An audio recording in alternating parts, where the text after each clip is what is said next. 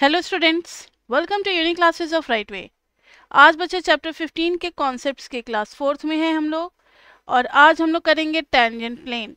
Last class में मैंने आपको पार्शियल डेरिवेटिव निकालने का सिखाया था और कहा था कि कुछ क्वेश्चंस आप इस पे प्रैक्टिस कर लेना। तो अब सबको तो पार्शियल डेरिवेटिव निकालने आ गया ना? आ गया तो अब उसका यूज हम लोग कर सकते हैं। जैसे एक मैंने क्वेश्चन दिया, फाइंड इक्वेशन ऑफ टेंजेंट। अच्छा, पहले इक्वेशन ऑफ टेंजेंट का पहले ये तो समझ लो कि फंडा है क्या। देखो, पहले भी आपने पढ़ रखा है equation of tangent. This is x1 y1, this is x1 y1, और इस पे जो टेंजेंट है 12th में भी पढ़ रखा है और MME 1 में भी पढ़ रखा है। टेंजेंट की इक्वेशन निकालते हैं तो y minus y one is equal to dy by dx, क्योंकि एक ही डेरिवेटिव होता है, इंटू x माइनस x1। ये हो जाती है टेंजेंट की equation. y minus y one is equal to dy by dx into x minus x1। Now अब हमारे पास यहाँ पर था y is equal to f x, अब हमारे पास z is equal to f of x y है बच्चे। तो ध्यान से देखना, इसका इक्वेशन क्या हो जाएगा, और एट निकालना होता है हमें x nought y not z not. Let it be the fixed point in 3D curve x nought y nought and z not. तो zx डैश, हम लोग यहाँ पे दो टाइप के पार्शियल डेरिवेटिव होंगे, zx dash and zy dash. तो अब तो बच्चे फर्क पड़ेगा, किस पे फर्क पड़ेगा? इक्वेशन ऑफ टेंजेंट पे। ध्यान से देखो, जब z होता है फंक्शन ऑफ एक्स वाई, यहाँ था y is equal to f x, तो y माइनस वाई वन, तो यहाँ क्या करेंगे हम लोग, z माइनस z नॉट, जो फिक्स्ड पॉइंट है उसका z nought, is equal to zx dash, जो partial derivative with respect to x है उसको करेंगे x माइनस एक्स नॉट से मल्टीप्लाई, फिर करेंगे z y dash into y minus y nought से multiply, and this will give equation of tangent. It will give equation of tangent, it will give equation of tangent. समझ में आई बात? नहीं समझ में आई तो एक क्वेश्चन देखो, उससे हो सकता है समझ में आ जाए। इन्होंने कहा find equation of tangent, find equation of tangent plane. अच्छा एक बात, अगर ये 2D में था तो ये टेंजेंट लाइन था बच्चे, अगर 3D में है तो ये क्या हो जाएगा, टेंजेंट प्लेन हो जाएगा। कैसे? तो ये देखो, ये है 3D का कर्व,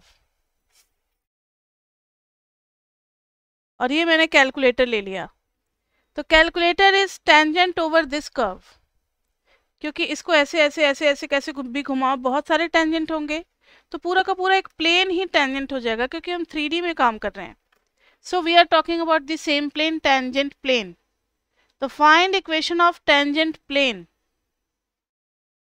एट 115। तो ये 115 क्या है बच्चे, x nought y nought and z nought for f x y is equal to x square plus 2xy plus 2y square. समझ में आ गई बात?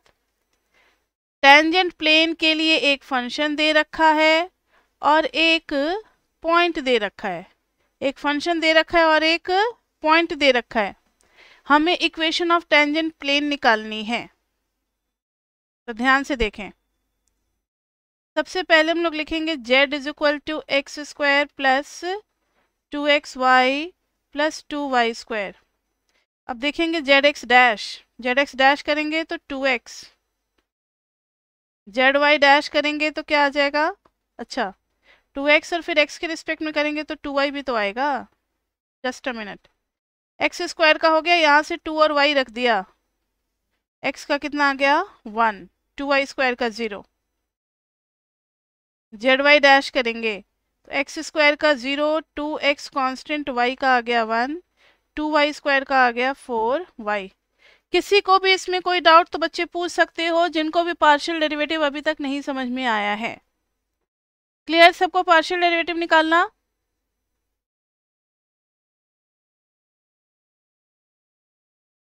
अब हमें निकालना है। हाँ बोलो।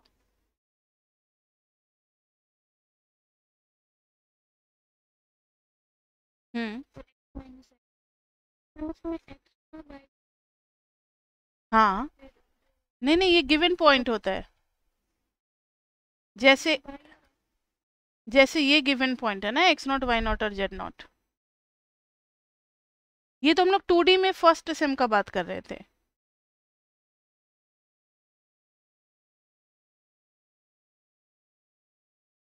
हाँ हाँ, एक्स और वाई नहीं रहेगा तो वो इक्वेशन थोड़ी होगा। कोई भी इक्वेशन में दो अननोन तो होते ही है, जो कि जनरल होते हैं, वहां पे कोई भी एक्स वाई का पेयर आ सकता है। ठीक है। अब देखो, z x dash z y dash आ चुका है बच्चे। अब हमें एट 115 निकालना है, तो जेड एक्स डैश की वैल्यू कितनी हो जाएगी देखो तो। यहाँ एक्स की जगह 1, वाई की जगह 1 डाल देंगे, तो 2 × 1 प्लस 2 × 1 कितना आ गया, 4 आ गया। जेड वाई डैश निकालेंगे, तो 2 × 1 प्लस 4 × 1, इसमें एक्स और वाई की जगह 1 1 डाल दिया, ये कितना आ गया, 6 आ गया। अब जेड एक्स डैश और जेड वाई डैश आ चुका है बच्चे। अब लिखेंगे since equation of tangent plane is z minus z not is equal to z x dash into x minus x naught, z x dash into x minus x naught plus z y dash into y minus y naught. यही होती है ना equation of tangent plane. तब सबकी value आप इसमें डाल दे बच्चे, क्या हो जाएगी, z minus z naught. What is z naught? Z naught कहाँ है, ये रहा जेड नॉट 5, और एक्स नॉट और y naught 1 1।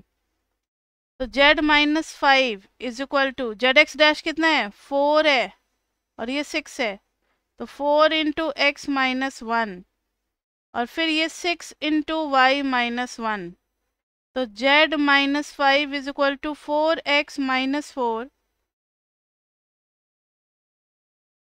Plus 6y minus 6। इधर देखना, 4x प्लस 6y सबको एक साइड कर दिया, -6 और -4 -10 is equal to z minus 5। यह आ गया 4x plus 6y minus z is equal to -5 और +10 कितना हो गया, 5 हो गया। This is the required equation of, this is the equation of required tangent plane. Clear बच्चे? सबको आई बात समझ में?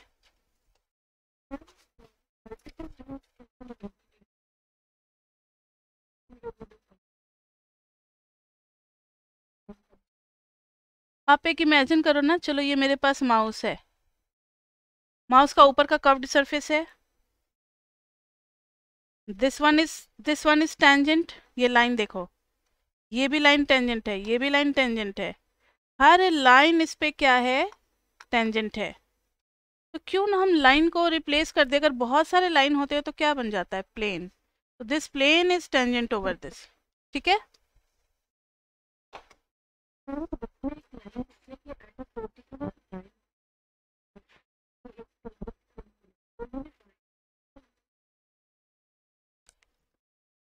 देखो बच्चे, हम लोगों ने पढ़ रखा है पहले कि अगर एक्स जेड प्लेन की बात करें तो वाई क्या हो गया, 0।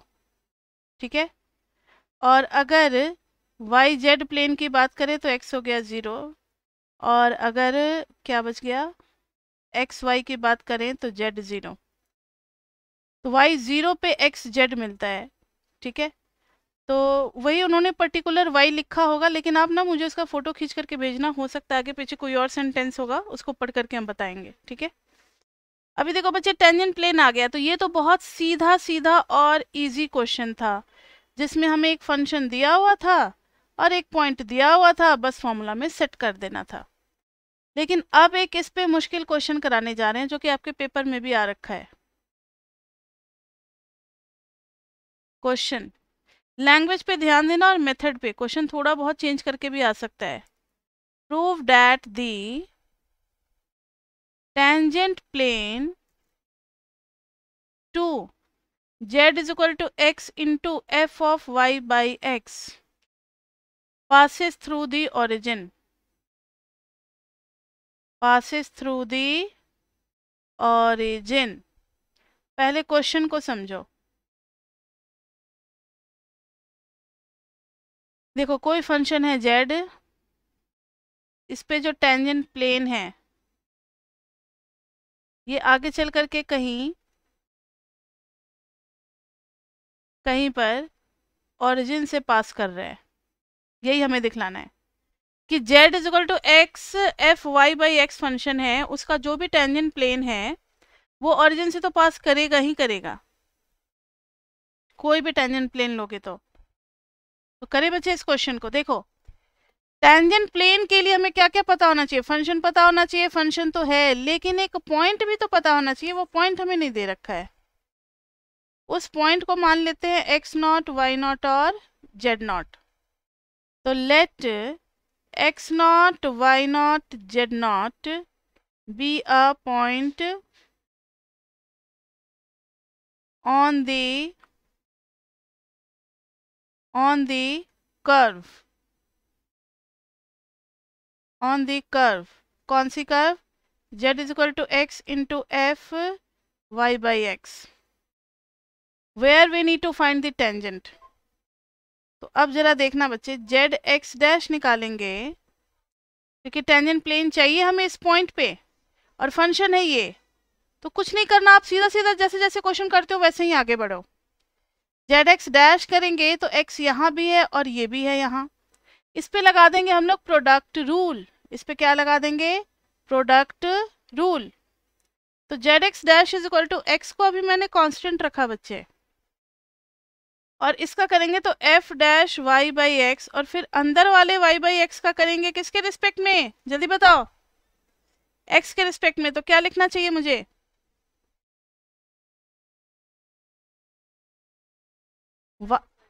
यस, वाई का वाई कॉपी कर देंगे और 1/x का -1/x², ये लिख दिया। अब निकालेंगे z y dash, z y dash, अच्छा प्रोडक्ट रूल लगा रहे थे ना, हाँ हाँ हाँ, एक्स रख दिया, इसका किया। अब नेक्स्ट टाइम में f of y by x रखेंगे और एक्स का करेंगे तो 1 होगा। अब हमें चाहिए at x not, y naught and z naught, इस पॉइंट पे चाहिए पार्शियल डेरिवेटिव। तो हर जगह इस x की जगह x नॉट, इसकी जगह y नॉट, इसकी जगह x nought, y nought, x nought, y nought, x nought, ये सब डालेंगे। तो ये आ गया x nought into f dash y not upon x nought minus y not upon x nought का square plus f of y not upon x not, ये आ गया जेड एक्स डैश। अब निकालेंगे z y dash, z y dash निकालेंगे तो बच्चे x हमारा कांस्टेंट है, बाहर आ गया। यहाँ पर ध्यान दो, दो चीजें हैं ना, x हमारा कांस्टेंट है, बाहर आ गया, और f of y by x क्या हो जाएगा? f dash y by x, और y के रिस्पेक्ट में करेंगे तो कितना आ जाएगा? 1/x बाहर में, तो बच्चे ये दोनों तो कैंसिल ही हो गया। पहले यहाँ तक अच्छे से तसल्ली कर लो कि आपको सब कुछ समझ में आ गया। जेड वाई डैश की वैल्यू कितनी हो जाएगी? F dash y not upon x naught. पहले आप देख लो, यहाँ तक एक नज़र खुद से देखो, या खुद से करना चाहते हो कर लो, उसके बाद से हम आगे बढ़ेंगे। अब सबने तसल्ली कर ली है, सबको आ गया, किसी का कोई डाउट नहीं आया। जेड एक्स डैश भी आ चुका है और जेड वाई डैश भी आ चुका है। अब हम लोग लिखेंगे equation of tangent plane. Now equation of tangent plane,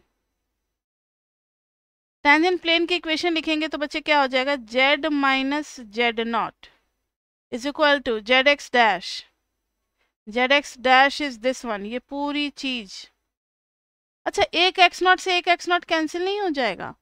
तो minus y naught f dash of y naught by x naught plus f of y naught by x not, ये पूरा है z x dash into x minus x naught plus f dash y not upon x naught into y minus y naught. अब पूरा इसको simplify करें, z minus z not is equal to minus y naught f dash of y not upon x naught plus F, अच्छा इसको किसके साथ multiply करना है, अच्छा नहीं ऐसे ही रहने दो, ठीक है। ये आ गया हमारा इक्वेशन ऑफ टेंजेंट प्लेन। लेकिन लेकिन लेकिन लेकिन हमें प्रूव करना है कि ओरिजिन से पास कर रहा है। अब ध्यान से सुनो, to prove it passes through origin, ये कर्व जो है ये ओरिजिन से पास कर रहा है, ये प्रूव करने के लिए हम लोग पुट करेंगे x naught is equal to 0 and y naught is equal to 0। ध्यान से सुनना, एक्स नॉट की जगह पे 0 डालेंगे, वाई नॉट की जगह पे 0 डालेंगे। अगर जेड नॉट भी 0 मिल गया, अगर जेड नॉट भी 0 मिल गया तब तो बहुत बढ़िया बात है, तब तो बहुत बढ़िया बात है। तो चलो देखो कहाँ कहाँ पुट करेंगे, एक्स नॉट की जगह पे 0, वाई नॉट की जगह पे 0 और एक्स नॉट की जगह पे 0, वाई नॉट की जगह पे 0, सबकी जगह पे 0 पुट करते हैं और जेड नॉट ढूंढेंगे। अच्छा एक्स नॉट मत पुट करो, x not y not z naught तो फिक्स पॉइंट है ना बच्चे, एक्स और वाई की जगह पे 0 पुट करो, x 0 and y 0। If we get z is equal to 0 then yes passes through origin, yes passes through origin। समझ में आ रही है बात या नहीं, ये जो सेंटेंस मैंने लिखा है। तो अब y नॉट और x नॉट की जगह नहीं, ध्यान से देखो, इसकी जगह पुट करेंगे, z की जगह नहीं।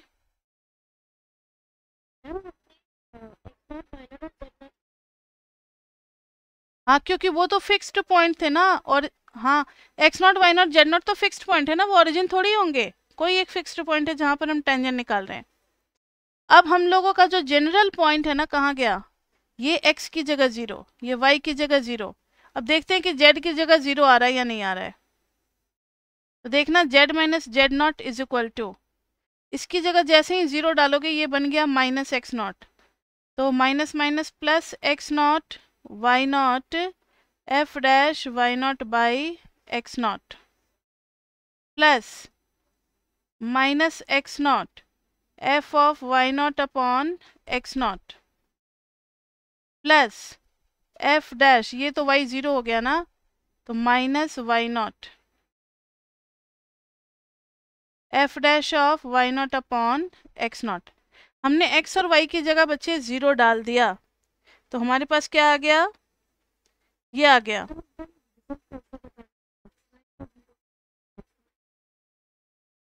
देखो ये तो x naught y not z naught fixed point है ना। अब ये जो टेंजेंट है, टेंजेंट की जो भी इक्वेशन होगी उसमें अगर हम x 0 डाल दें, y 0 डाल दें और z भी 0 आ जाए, तब तो ये पास करेगा ना ओरिजिन से। x naught y not, z को भी 0 लिख सकते हो, कोई दिक्कत नहीं है। तो फिर दोनों साइड एक मैथमेटिकली ट्रू स्टेटमेंट आना चाहिए, लेकिन वो बच्चों को अभी एडजस्ट करने में ना टाइम लग जाएगा, इसलिए हम लोग एक्स नॉट वाई नॉट से अभी समझा रहे हैं, ठीक है। हमें तो प्रूव करना है ना कि ये पास करेगा, प्रूव करना है।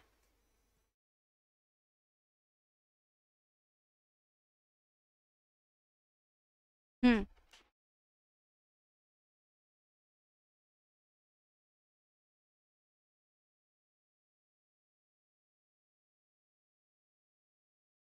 देखो बच्चे, जब हमने एफ एक्स डैश हमने डाला, तो एफ एक्स डैश में एक्स नॉट से कैंसिल हुआ, लेकिन एक एक्स नॉट तो है ही, तो माइनस वाई नॉट अपॉन क्या हो जाएगा, एक्स नॉट। यहाँ देखो नीचे था एक्स नॉट स्क्वायर और ऊपर में था खाली एक्स नॉट, तो एक एक्स नॉट तो रहेगा ही, minus y not upon x not,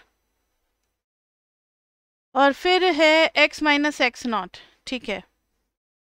अब जरा ध्यान दे बच्चे, जैसे ही हम लोग ये डालेंगे x की जगह पे 0 और y की जगह पे 0, तो इधर आ जाएगा माइनस एक्स नॉट, तो इस एक्स नॉट से ये एक्स नॉट कैंसिल हो जाएगा।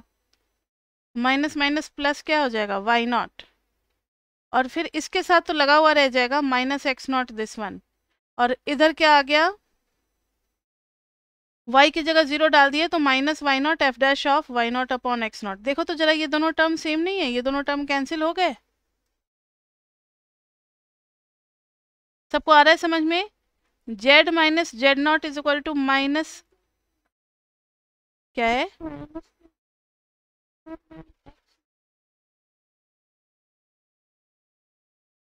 नहीं, जब हमने 0 0 पुट किया तब की बात कर रहे हैं ना,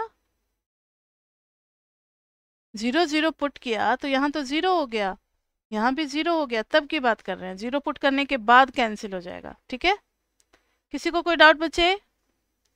अब ध्यान दो जरा, z minus z not is equal to minus minus बचेगा x not f of y not upon x not. ये है क्या, एक्चुअली में जब x not y not z nought इससे पास कर रहा था कर्व से, तो वो भी तो उसको सेटिस्फाई करेगा, यानी z not is equal to x naught into f of y not upon x naught. क्यों? एज कर्व पासिस थ्रू किससे, as curve passes through x not y naught और जेड नॉट से बच्चे, तो ये हो जाएगा z not is equal to x not f of y not upon x not. तो उस वाले पॉइंट से x not f of y not upon x not, तो ये हो जाएगा z minus z not is equal to minus z naught, as x not y not z naught lies on curve, lies on curve. तो ये आ गया z is equal to z naught minus z naught, cancel हो गया, z भी क्या आ गया, 0। तो यस इट पासिस थ्रू, मतलब टेंजेंट की बात हो रही है, यस टेंजेंट पासिस थ्रू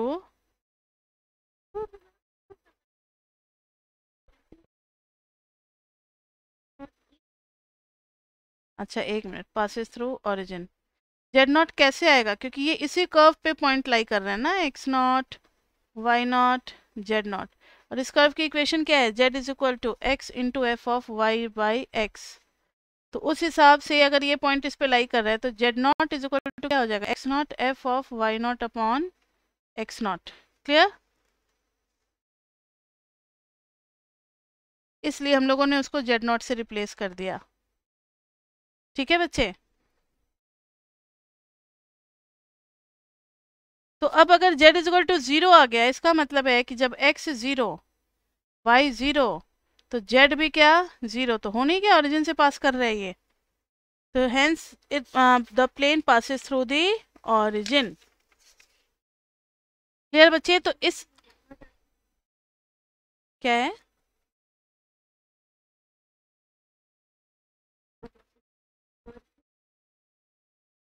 हाँ सरफेस आप बोल दोगे, जो भी सरफेस क्वेश्चन में दिया रहेगा, सरफेस आप बोल सकते हो, 3D का है तो ठीक है, सरफेस पे। ओके, तो ये था पूरा बच्चे टेंजेंट प्लेन के बारे में।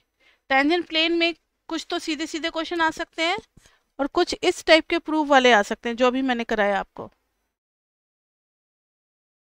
इसके बाद से है हेसेन मैट्रिक्स।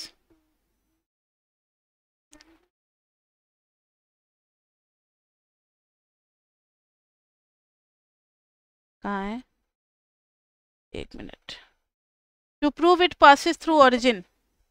तो यहाँ देखो, हाँ तो यहाँ देखो, जो x इज इक्वल टू 0 और y इज इक्वल टू 0 डाल दिया हम लोगों ने, अभी सिर्फ दो ही चीजें 0 डाली है, अगर थर्ड भी 0 आ गया, अगर z भी 0 आ गया, तो ये पास किससे करेगा, ओरिजिन से पास करेगा ही करेगा। अगर x 0 और y, यस, अच्छा तो इक्वेशन ऑफ टेंजेंट प्लेन है ना ये, तो z minus z not is equal to ये पूरा का पूरा एफ एक्स डैश है into x minus x not, ये है f y dash into y minus y not. ठीक है,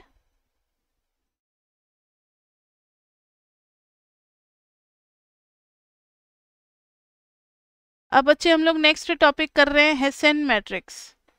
इसका रोल बच्चे चैप्टर 18 में होगा, जब हम लोग लैग्रेंजियन मल्टीप्लायर पढ़ेंगे ना, तो उसका मैक्सिमम मिनिमा का कंडीशन डिराइव करते वक्त हम लोग हेसियन मैट्रिक्स को यूज़ करेंगे। तो अभी निकालना सीखेंगे कि हेसियन मैट्रिक्स होता कैसे और कैसे निकालेंगे। ये ना एक टेक्निक है, एक टेक्नोलॉजी है जिसको हम लोग यूज़ करते हैं। देखो हेसियन मैट्रिक्स मैंने आपको बार बार कहा कि ये एक टेक्निक है। अगर कोई फंक्शन हमें दिया हुआ है x1 x2 x3 का, सपोज करो कि ये फंक्शन 3 वेरिएबल्स का है, तो हेसियन मैट्रिक्स हो जाएगा फंक्शन का पहला और पहला का सेकेंड डेरिवेटिव। दैट मीन्स कि एक बार x1 के रिस्पेक्ट में किया, दोबारा भी x1 के ही रिस्पेक्ट में करेंगे। फिर करेंगे f12, पहली बार 1 के रिस्पेक्ट में किया, दूसरी बार 2 के रिस्पेक्ट में, f13, f21, f22, f23, समझ में आ रहा है, f31 सेकेंड डेरिवेटिव। 1 रिप्रेजेंट करता है फर्स्ट वेरिएबल। ठीक है, जैसे एक एग्जांपल कर क्या रहे हैं, अभी वेट तो करो, अभी मैंने पढ़ाया नहीं, क्वेश्चन आना शुरू, वेट करो वेट करो, एक एग्जांपल कराने दो। X square plus y cube plus z to the power 4, ये फंक्शन है हमारा और इसका हमें हेसियन मैट्रिक्स निकालना है। हेसियन मैट्रिक्स के लिए हमें सारे सेकेंड ऑर्डर डेरिवेटिव जितने भी पॉसिबल है सारे निकालने पड़ेंगे। एफ एक्स डैश निकालेंगे बच्चे तो ये आ जाएगा 2x, एफ वाई डैश निकालेंगे तो क्या आ जाएगा 3y square, F Z dash निकालेंगे तो 4z क्यूब। अब F x x double dash निकालेंगे तो वो आ जाएगा 2। ध्यान से देखो, जितने भी पॉसिबल है सेकेंड ऑर्डर के सब निकालेंगे। F x y double dash निकालेंगे, इसमें तो y है ही नहीं तो जीरो नहीं हो जाएगा। अब बताओ तो F x z double dash क्या आएगा, जल्दी बताओ। जीरो। इधर एफ वाई डैश पहले हो चुका है, अब फिर x के रिस्पेक्ट में क्या हो जाएगा, क्या यहाँ पर कोई x है, y के रिस्पेक्ट में करेंगे 3 2 6 y, इसको कर रहे हैं ना। अब एफ वाई जेड के रिस्पेक्ट में करेंगे, देर इज नो जेड तो zero. F z x double dash, इसको x के रिस्पेक्ट में करेंगे तो zero. F z y double dash, जो पहले से एक बार जेड हो रखा है अब उसको y और जेड में डालेंगे तो f z y double dash करेंगे तो यहाँ पर देर इज नो y तो ये क्या हो जाएगा zero. F z z double dash करेंगे तो ये हो जाएगा 4 3 जेड 12 जेड स्क्वायर। और हेसियन मैट्रिक्स का डिजाइनिंग कैसा होता है वो ध्यान दो। हेसियन मैट्रिक्स का डिजाइनिंग होता है, फर्स्ट लिखो या फिर f x x double dash, f x y double dash, f x z double dash, फिर f y x double dash, f y y, देखो लिखने का तरीका मैट्रिक्स के रिप्रेजेंटेशन जैसा है। फिर f z x double dash, f z y double dash, f z z double dash, सबकी वैल्यू डालेंगे। F x x double dash is 2 0, ध्यान से देखो इनको ना रो वाइज अरेंज कर देना है। तो ये आ जाएगा 2, f x y 0, f x z 0, f y x 0, 6y 0, समझ में आ रहा है इन तीनों को सेकेंड रो में। ये देखो पहले जेड पहले जेड पहले जेड बाद में दूसरे वेरिएबल, तो इन तीनों को कहाँ डाल देंगे थर्ड रो में। बन गया हमारा हेसियन मैट्रिक्स। तो हेसियन मैट्रिक्स हमें सिर्फ बनाना है, इसका डिटर्मिनेंट का एप्लीकेशन है चैप्टर 18 में। तो चैप्टर 15 में ना वो आपको सारे टेक्निक्स से रूबरू करा देना चाहते हैं कि जो भी आपने पार्शियल डेरिवेटिव निकालना सीख लिया, टेंजेंट प्लेन निकालना सीख लिया, फिर डोमेन निकालना सीख लिया, अब हेसियन मैट्रिक्स निकालना सीख लो और कुछ एप्लीकेशन बेस्ड क्वेश्चंस भी हम लोग करेंगे। तो हेसियन मैट्रिक्स में इतना ही बस आपको करना होता है। ठीक है बच्चे।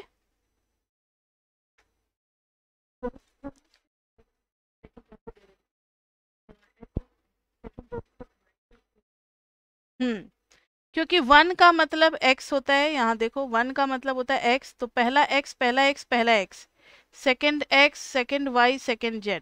ठीक है, तो जो भी x वाले होंगे वो सब फर्स्ट रो में आएंगे। अब जरा एक क्वेश्चन हम आप लोगों को दे रहे हैं, ये आप लोगों को ट्राई करना है। A B T। अब बताओ यहाँ पर जो वेरिएबल है, जो पैरामीटर है, वो क्या है? A B और T है, और फंक्शन क्या है? स्मॉल a है। दे रखा है 1 -25T -75B² -A/B।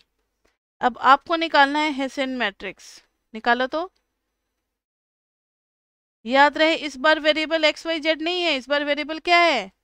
A B T है। इस बार वेरिएबल क्या है? A B और T है। निकालो और हेसियन मैट्रिक्स निकालो सभी कोई। देखो बच्चे, सबने निकाल लिया है तो एक बार जरा मैच कर लें आप लोग। फंक्शन है स्मॉल a को कैपिटल A के रिस्पेक्ट में फर्स्ट डेरिवेटिव निकालेंगे, तो कैपिटल A इज हेयर और यहाँ, तो ये आ जाएगा 3 और -1/b आ गया। अब a का b के रिस्पेक्ट में निकालेंगे, क्योंकि सेकेंड वेरिएबल b है, डैश b के रिस्पेक्ट में निकालेंगे तो यहाँ b है और यहाँ b है, तो -150b और 1/b का करेंगे माइनस, तो +a/b²। फिर a का t के साथ करेंगे, t कहाँ है? सिर्फ एक ही जगह है बस, तो -25। अब देखो, ये तो खाली फर्स्ट ऑर्डर आया ना। वेरिएबल है A B T, याद रखना, तो A क्या इसमें कोई a है? सॉरी, क्या इसमें कोई a है? नहीं है, तो ये हो जाएगा 0। A B के रिस्पेक्ट में करेंगे तो +1/b²। A is there any t? नहीं, t तो है ही नहीं, तो ये क्या आ जाएगा? 0। अब करेंगे AB को a के साथ करेंगे तो आ जाएगा 1/b²। समझ में आ रहा है? B के रिस्पेक्ट में ही दो बार करेंगे, तो b यहाँ भी है और b यहाँ भी है, सो बी केयरफुल। -150 और ये जो b है तो -2a/b²। और फिर ABT t है ही नहीं कहीं पर, तो क्या हो जाएगा? 0। अब इधर हो जाएगा ATA। इसमें तो कांस्टेंट है, सारे 0 हो जाएंगे। ATB भी 0, ATT भी 0।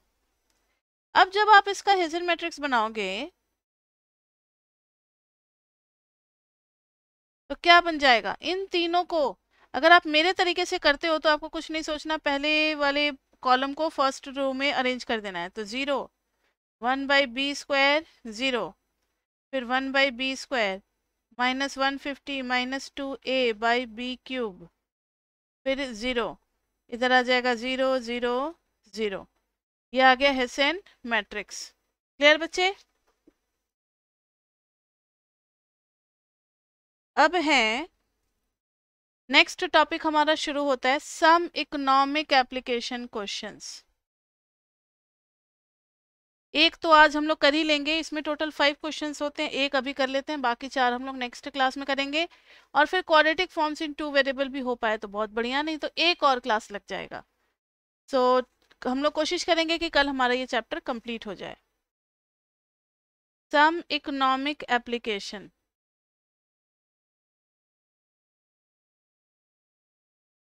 देखो पार्शियल डेरिवेटिव का क्या यूज है। इन्होंने क्वेश्चन नंबर 1 में दे रखा है for Cobb Douglas production function. बच्चे ये सब याद रखना चाहिए आपको, क्योंकि 4th सेम तक आपको नहीं पीछा छोड़ेगा, मतलब पूरे कॉर्नर्स में आता ही रहेगा।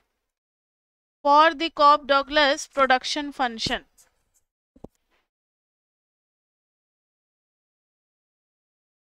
किस डिजाइन का दिया हुआ है?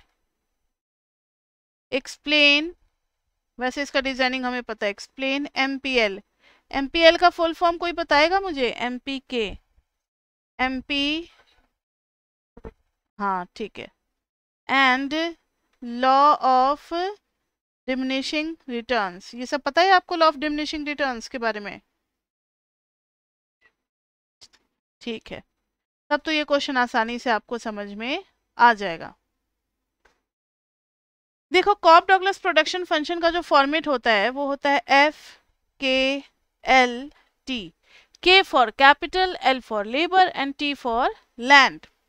इसका फॉर्मेट हो जाएगा ए के to the power a l to the power b t to the power c, where आपको लिखना पड़ेगा कि ए बी सी तीनों ही लाई करते हैं 0 और 1 के बीच में, and a b c are positive,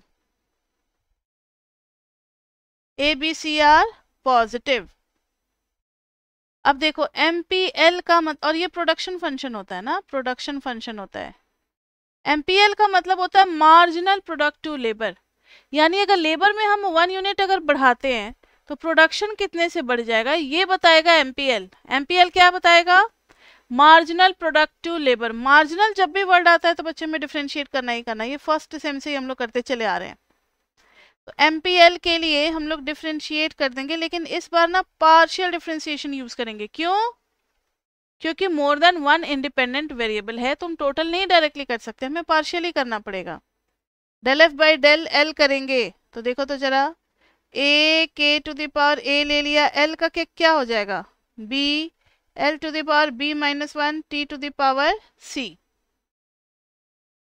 यह आ गया एमपीएल। अब करेंगे एमपी के। अच्छा एमपीएल का साइन क्या होगा, कोई मुझे बताएगा? ए तो पॉजिटिव होता है, के पॉजिटिव होता है, बी भी पॉजिटिव होता है, एल भी पॉजिटिव, टी भी पॉजिटिव, तो ये पूरी चीज जो है वो पॉजिटिव नहीं आ गई एमपीएल। एमपीएल पॉजिटिव आने का मतलब है कि अगर हम लेबर 1 यूनिट से बढ़ा रहे होंगे तो प्रोडक्शन भी बढ़ेगा। पॉजिटिव आने का मतलब यही है। क्लियर? तो अब एमपी के करें, डेल एफ बाई डेल के करेंगे। के के रिस्पेक्ट में करेंगे तो ए के to the power A minus 1, इसका करेंगे ना, l to the power b t to the power c, फिर ए पॉजिटिव के positive L positive T positive, तो ग्रेटर देन 0, तो ये भी आ गया। यानी आप चाहे लेबर बढ़ाओ या फिर कैपिटल बढ़ाओ, प्रोडक्शन को तो बढ़ना ही बढ़ना है बच्चे। लॉ ऑफ डिमिनिशिंग रिटर्न कहता है कि आप एमपीएल निकाल लो, 2 बार एल के रिस्पेक्ट में डिफरेंशिएट कर दो, 2 बार। तो एक बार तो है ही हमारे पास, अब दोबारा करते हैं। दोबारा करेंगे तो देखो तो जरा, इसका होगा तो ए के to the power a constant, b constant, इधर आ गया b minus 1, l to the power B minus 2, t to the power सी। अब देखना जरा कि b जो है वो पॉजिटिव है, लेकिन b माइनस 1 क्या होगा, कोई मुझे बताएगा? What will be value of या sign of b minus 1? Negative. क्यों? क्योंकि b जो है वो 1 से छोटी वैल्यू है, तो b minus 1 will be negative. जब एक चीज नेगेटिव आ गई तो ये positive positive positive positive positive, लेकिन एक नेगेटिव के साथ मल्टीप्लाई होकर के एमपीएलएल क्या आ गया? नेगेटिव। तो ये एक्सप्लेन करता है law of diminishing returns. Law of diminishing returns, इनका कहना है कि क्या है,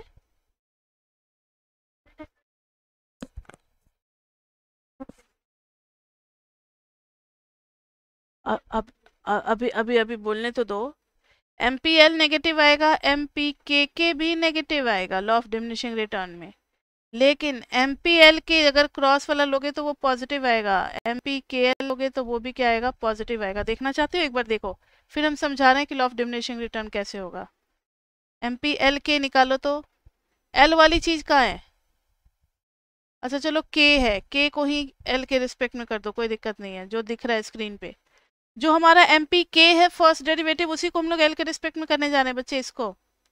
तो ये आ जाएगा ए के to the power A minus 1, L का होगा तो B L to the power B minus 1 T to the power सी।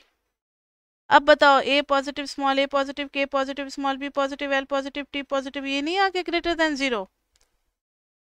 तो लॉ ऑफ डिमिनिशिंग रिटर्न कहता है कि अगर आप एक ही फैक्टर को बार बार बढ़ा रहे हो, जैसे एमपीएलएल, लेबर के रिस्पेक्ट में चेंज देख रहे हो, तो ये कहता है कि जरूरी नहीं है कि अब रेट ऑफ रिटर्न उतना ही हो, यानी पहले अगर 20% प्रॉफिट हो रहा था, अब हो सकता है 18% ही प्रोडक्शन बढ़ाओ, उस रेट से नहीं बढ़ा, उस रेट से नहीं बढ़ा, अब रेट उसका क्या हो गया है, कम हो गया है। इसको हम लोग कहते हैं लॉ ऑफ डिमिनिशिंग रिटर्न्स। ठीक है, हेलो, सभी को आ रहा है समझ में? एमपीके के नेगेटिव होने का मतलब है कि उसका भी रेट ऑफ रिटर्न क्या होगा, कम होगा। लेकिन एमपीएल के पॉजिटिव होने का मतलब है कि पहले आप लेबर के रिस्पेक्ट में फिर कैपिटल के रिस्पेक्ट में चेंज देख रहे हो, चेंज ऑपोजिट कर रहे हो, तो वो चीज पॉजिटिव होगा, यानी अब इंक्रीजिंग रेट के साथ इंक्रीज करेगा। ठीक है, तो इन दोनों में क्या था, एक मिनट, इन दोनों में क्या था, increasing with decreasing rate. Increase तो करेगा भाई, लेबर बढ़ाओ या कैपिटल बढ़ाओ, बढ़ना तो है प्रोडक्शन को, लेकिन increasing with decreasing rate, rate है ये, और डिक्रीजिंग रेट, और इन दोनों को कहेंगे इंक्रीजिंग विथ इंक्रीजिंग रेट। मतलब पहले अगर 20% प्रोडक्शन बढ़ रहा था तो अब हो सकता है 22, 23, 24 कुछ भी बढ़ जाए, विथ इंक्रीजिंग रेट। क्लियर? हाँ जी, अब पूछो जिसको जो पूछना है।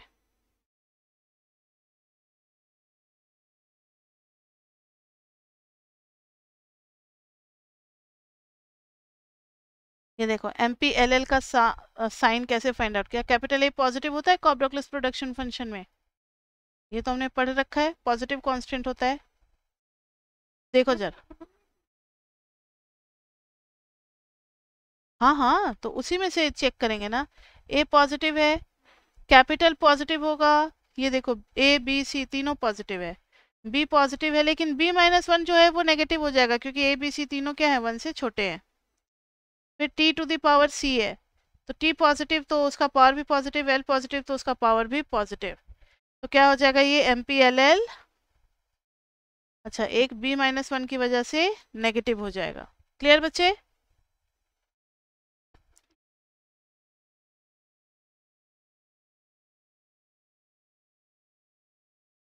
लॉ ऑफ डिमिनिशिंग रिटर्न जो लिखा है ये,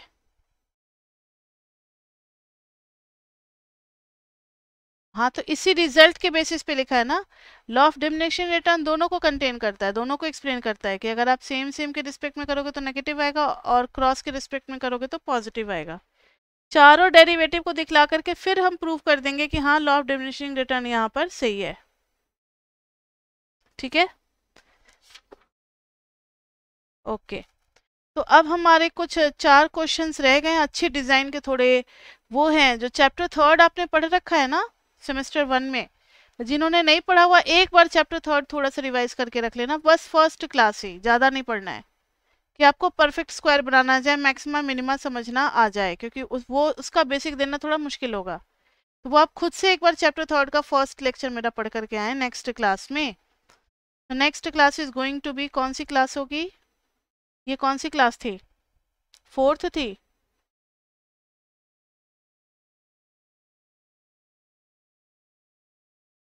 तो next class will be class 5th, class 5th chapter 15 और कॉन्सेप्ट्स,